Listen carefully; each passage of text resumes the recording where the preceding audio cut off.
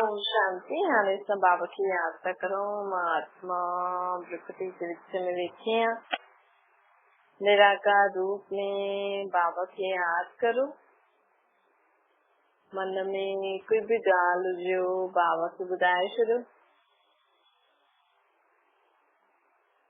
आत्मा पंहिंजे बाबा खे सभु मन जी ॻाल्हियूं ॿुधाए थी।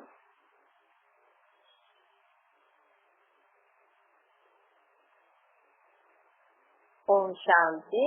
अॼु मिठो मिठो शिव बाबा ब्रह्मा जे तन द्वारा चवंदा मीठे मीठे ॿार बाबा चवंदा कि असांजे मन में असांजे भाग्य जी स्मृति हुजणी खपे।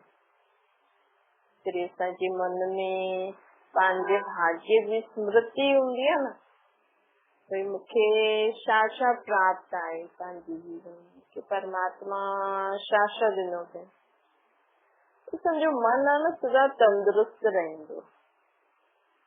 ऐं मन में असां उदासी जी ॻाल्हियूं सोचंदासीं त मन दुरुस्त थी वेंदो।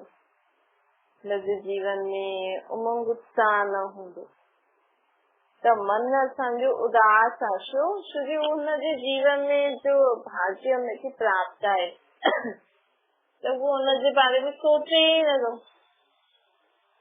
मन सिर्फ़ फालतू फालतू ॻाल्हियूं पंहिंजे जीवन में जो अहिड़ी वहिड़ी चीज प्राप्त आहे न उनजे बारे में थो सोचे। लेकिन बाबा असांखे चईंदो आहे कि चाहे शरीर बीमार हुजे, चाहे कहिड़ी बि परिस्थिति अची वञे, लेकिन असांखे सदा पंहिंजे भाग्य असांखे जो प्राप्त आहे हुनजी स्मृति में रहणो। हिन सां असांजो मन शक्तिशाली थी वेंदो। हिन सां असांजे जीवन में ख़ुशी हूंदी आहे। ॿियो पंहिंजे जीवन में जीअण जो मज़ो बि ईंदो आहे। भई ॾिसो जीवन छा आहे, जीवन छा आहे अगरि असां सोचो कि आत्मा खे शरीर मिलंदो आहे त हुनजो जीवन जीअण शुरू कंदी आहे। पहिरियों आत्मा ख़ुदि पंहिंजो शरीर न पाले सघंदी आहे त हुनखे माउ पीउ मिलंदा अथसि। कंहिंखे माउ पीउ मिलंदा आहिनि, कंहिंखे अगरि माउ पीउ जी पालना न वठणी हूंदी आहे त हुनखे ॿिया माण्हू पालंदा आहिनि। आहे त अगरि असां ॾिसूं त हिकु आत्मा जे शरीर जी पालना ई करणी आहे त जेसिताईं उहा आत्मा जो शरीर वॾो थिए, हुनखे जीवन में सम्झ अचे, तेसिताईं माउ पीउ जे संबंध में या केर बि हुनजे शरीर खे पालंदो आहे। त जीवन छा आहे, हिकु आत्मा हिकु शरीर वठे थी त शरीर वठे थी, जन्मे थी, मतिलबु नयो शरीर वठी करे नयो जन्म वरितो अथई। पोइ हुनजो शरीर जेसिताईं वॾो थिए तेसिताईं हुन आत्मा खे सम्झ अचे पर पंहिंजो शरीर कीअं पालबो। तेसिताईं माण्हू हुनखे सेखारींदा अथसि पढ़ाई लिखाई सम्झ जॾहिं अचे। जंहिं ॾींहुं आत्मा खे पंहिंजो जीवन जीअण अची और पंहिंजे शरीर खे पालण अची। अॼु माण्हू ईअं ई करे थो न कि माण्हू छा थो करे, बसि ईअं सोचे थो असां पंहिंजे शरीर खे खाराए पीआरे कपिड़ा पाराए घर बार असां वटि हुजे, एतिरो असां जीवन में लाइक़ हुजूं, एतिरो भई असांखे ॿार खे तयारु करणो। लेकिन असांजो जीवन में सदा सुख शांति ख़ुशी रहे। जीवन में असांखे धन संपत्ति पैसो आदि खपे भई शरीर जी पालना जे लाइ, लेकिन जीवन में असांखे सुख शांति ख़ुशी खपे। त हुनजे लाइ असांखे सिर्फ़ जीवन जीअण कर्म न करणो। छा करणो अथव हे, अगरि तव्हांखे जीवन में सभिनि जो जीवन इहो ई आहे। अॼु माण्हू वटि चाहे वो घर जो कमु करनि था या ॿाहिरां जो करनि था, कुझु बि या वॾो कमु करनि था नंढो कमु करनि, आहे त आत्मा खे रोटी पाणी कपिड़ो ई खपे न पंहिंजे शरीर जे। ॿियो अगरि आत्मा में सम्झ आहे त हुन अनुसार वो धंधो कंदा आहिनि, हुन अनुसार उहे ओड़ो कमु कंदा आहिनि। कमाई जो साधन। अॼु अलॻि अलॻि धंधा अलॻि अलॻि कम बि छो निकिता आहिनि? कमाई जो साधन। नाम मान शान लाइ माण्हू करे थो। भई कमाइण जो माण्हू 10 रुपए में बि खाए तो 100 रुपए में बि खाए। अॼुकल्ह त 100 रुपए कुछ ही न आहे। मतलब 500 भी ठीक आहे, के 5000 ॾे उहो बि घटि अथई। पेट जे लाइ त एॾो न खपे। लेकिन अगर माण्हू हर आत्मा कुछ करे सघे थी सुठो, जंहिंसां ॾाढी ॼणनि खे नौकरी मिले, धंधो मिले, अगर उनमें एतिरी सम्झ अथसि त उहो वॾो कम थी करे। कोई आत्मा पंहिंजी इच्छा अनुसार कम थी करे, कोई आत्मा पंहिंजे नाम मान शान जे लाइ करे थी। मुंहिंजो नाम थे, मुंहिंजो सम्मान, मुंहिंजी शान थे न।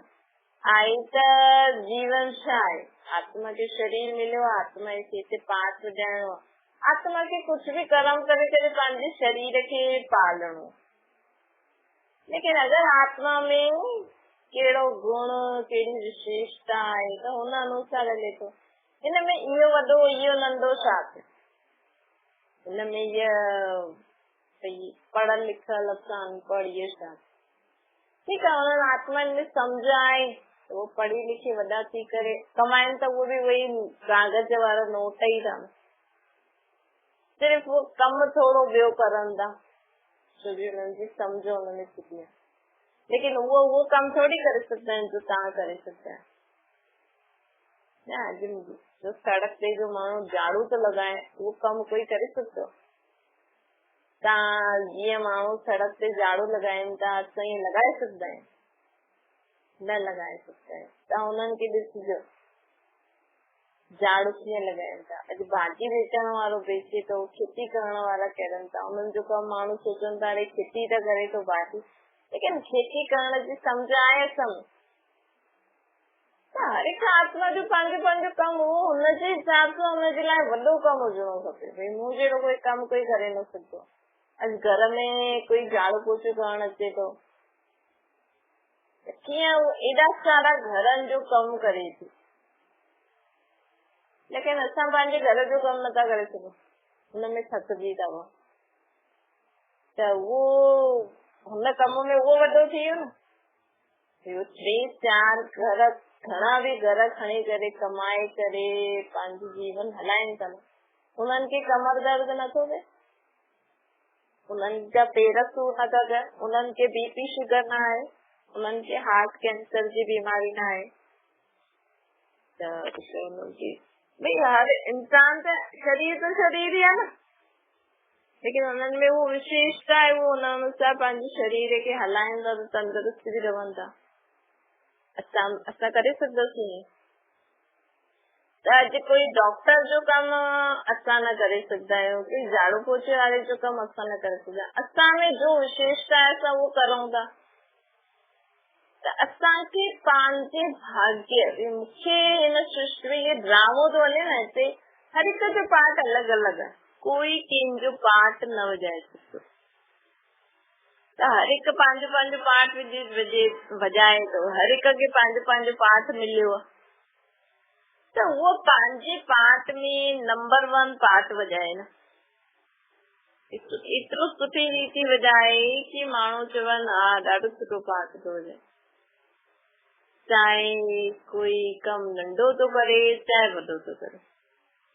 अॼु प्याऊ वारा पाणी था पीआरनि, फ्री भोजन वारा भोजन खाराइनि था, त हर हिकु आत्मा जो पंहिंजो पंहिंजो पार्ट वो वॼाए थो। हिनमें असां हीअं छो कयूं कि सॼो ॾींहुं छा थी करे वेठी था आहियूं? हाणे कंहिंजे घर में वेहण जो बि केॾो वॾो कमु आहे न, भई घर में वो न वेहनि त उहो घर खे संभाल केरु करे? अॼु भले घर में जेका वेठा आहिनि, भले कमु आदि मायूं आदि करे था रहनि, लेकिन हिकु ॼणी घर वेठी आहे, सभिनि खे त रहंदो फलानी वेठी आहे घर में, त घर जी रखवाली करे थी, तव्हां करे सघंदव? भई जेका दुकान ते वेंदा आहिनि, हू चवंदा आहिनि तव्हां छा था करो, सॼो ॾींहुं वेठा ई था आहियो, त वेही करे घर जी रखवाली करूं त इहो बि त कमु आहे न।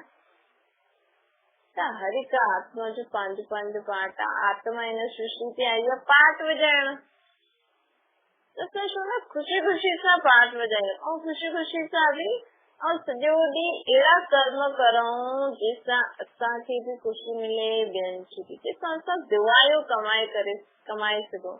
छो जे तव्हां हिते जीवन जेका बि तव्हां वटि धन संपत्ति, शरीर जे संबंधी, शरीर जे संबंध जो बि वस्तु वैभव आहिनि न, धन संपत्ति कुझु बि न खणी वेंदव तव्हांजी आत्मा। लेकिन तव्हांजी आत्मा जो अॼु सॼो ॾींहुं पुण्य कमु कयो अथई न, सुठो कमु कयो अथई, अहिड़ा कम कया अथई जिसां असांखे माण्हुनि जी दुआयूं मिलनि, जिसां असांखे माण्हुनि जो आशीर्वाद मिले, जिसां माण्हुनि खे सुख मिलियो हुजे, अहिड़े दुआयूं असां खणी ईंदा। भई अॼु माण्हू कंहिंखे यादि कंदो आहे, जंहिं कुझु सुठो कमु कयो हुनई, हुनखे माण्हू अञा ताईं यादि कंदो न, अरे ॾिस हुन मुंहिंजी केॾी वॾी मदद कई, अॼु हुन मुंहिंजी मदद न कई हुजे या त अलाए छा थिए, त माण्हू हुन माण्हू खे न, लेकिन हुनजे कम खे यादि था करनि। आत्मा त शरीर छॾे हली वई, अलाए काॾे वई, जो काॾे बि वई, शरीर त वापसि 5000 साल खां पोइ वापसि उहो ई शरीर हुनखे मिलंदो, थोरो ई पाठ वॼाईंदी। लेकिन हिन समय हुन जो कमु कयूं असां अॼु हुनजो फल खाऊं था न, त बाबा चए थो हिन करे असांजे कर्मनि खे माण्हू यादि कंदा आहिनि, जो असां कंहिंखे सुठो कंदा आहियूं न उहो माण्हू यादि कंदा। बाक़ी माण्हू उहो यादि करे तव्हांखे, तव्हांजो ॿियो शरीर वठंदी न, सम्झी आत्मा जाते बि वठे, अॼु तव्हांजे जीवन में कीअं तव्हांजी मदद कई हुजे, उहा आत्मा हाणे जहिड़े बि शरीर में जाते बि हूंदी, लेकिन अञा बि तव्हां अगरि हुनजो शुक्रिया मंदा आहियो न, त हुन आत्मा खे हुते पहुचंदो। भई चईं न, इहा ॾाढा सुठा कर्म करे आई आहे, जंहिंसां जीवन में सुठा थींदो न, त हुन लाइ माण्हू चईंदा बि आहिनि इहे ॾाढा सुठा कर्म करे आई हूंदी, जंहिंजो ई फल अॼु खाए थी। त सम्झो के माण्हू ॾाढो सुठो कमु कयो हुजे ऐं उहा आत्मा शरीर छॾे ॿियो शरीर वठी वठे, उहो जाते बि हूंदी न, हाणे बि अगरि हुनजे सुठे कर्मनि खे माण्हू यादि करे थो, सुठो कहिड़ो कर्म करे हुनजो भलो थिए, त इहे दुआयूं अञा बि हुन आत्मा खे मिलंदियूं आहिनि, जिसां हुनजो जीवन में सफलता प्राप्त थींदी आहे। त भले उहो हाणे ॿिए जन्म में बुरा कमु करे, लेकिन हाणे अगरि असां घड़ी घड़ी हुनखे यादि करे हुनजे लाइ दुआ, हुनजे लाइ शुक्रिया मञूं, त बि हुनखे उहो फल मिलंदो हुते। कई बार माण्हू चवंदा आहिनि न, ॾिसी केॾा ग़लति कमु करनि था त बि केॾा सुखी आहिनि, छोकी हुननि जो पिछले जन्मनि जो खातो सुठो आहे। त जेसिताईं उहो ख़तमु न थिए तेसिताईं त हुननि खे मिलंदो ई सही। सम्झो के पंहिंजो बैंक बैलेंस भरे रखे अथई, की असां चईंदा आहिनि न कंहिंजी सीज़न हूंदी आहे, भई 2-3 महीना कमायो, साल भर खाओ। अगरि 2-3 महीना कमाइलो पैसो त हूंदो ई सही साल भर जे लाइ, पोइ अगरि वो साल भर में बुरा बि कमु कंदो त बि हुन वटि पैसो त अथसि न। माण्हू चईंदा अलाए काथा हिनखे पैसो थो अचेसि, अलाए केरु थो ॾे, हे त हेॾा बुरा कम थो करे, लेकिन हुन पंहिंजो बैंक बैलेंस भरे रखे अथई। हाणे जेसिताईं उहो ख़तमु थिए पोइ ॿी दफ़ा न ॾींदा, पोइ माण्हू हुन सां ख़रीदारी न कंदा। त इहे असांखे सम्झणो खपे की हाणे असां हर हिकु आत्मा खे ॾिसो पंहिंजो पंहिंजो जीवन, कोई छा थो करे, कोई छा थो करे, कोई सत्संग कीर्तन करे भॻवान सां जोड़े थो माण्हुनि खे। इहे बि ॾिसो हिकु तरीक़े जो कम ई त आहे। अॼु मंदिर जो पुजारी अगरि पुजारी न ठहे हा, गुरुद्वारनि में मस्जिदनि में जेका बि पढ़ंदा आहिनि उहो न हुजनि हा, त मस्जिद गुरुद्वारा मंदिर टिकाणा इन्हनि सभिनि जी संभाल केरु करे? तव्हां जो चओ था इहो मंदिर वारो छा थो करे, आरती त करे थो, बसि सॼो ॾींहुं वेठो आहे, पैसा उनखे छो ॾियूं हेॾा। लेकिन हुन पंहिंजो जीवन मूर्तियुनि खे सजाए था त वञो था आराम सां दर्शन करे अचो था, त हुनखे मूर्तियुनि खे स्नान आदि कपिड़ा आदि पाराए मंदिर टिकाणनि जी धार्मिक स्थान जी स्वच्छता रखंदा आहिनि।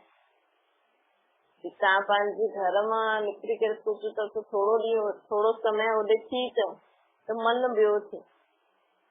हाणे मंदिर में बि कोई संभालण वारो न आहे, उहो पुजारी बि पंहिंजे धंधे में पूरो थी वञे, मंदिर खे केरु संभाले।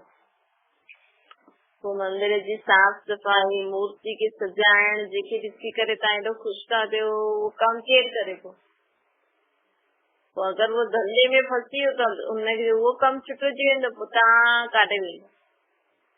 त अगरि असां टिकाणे मंदिर मस्जिद वञूं था, काॾे बि धार्मिक स्थान ते, हुते वञी करे सुख वठूं था, त हुतां जो जेका संभाल करण वारा आहिनि उन्हनि खे बि थोरो थोरो असां धन ॾींदा रहो, जेतिरो हुननि जे खाइण पीअण जे कम में अचे, जेतिरो बि तव्हां ॾेई था सघो। ॾिसो उहो बि इहा बि त हिकु सेवा ई थी वई न, हिकु कम ई थी वियो।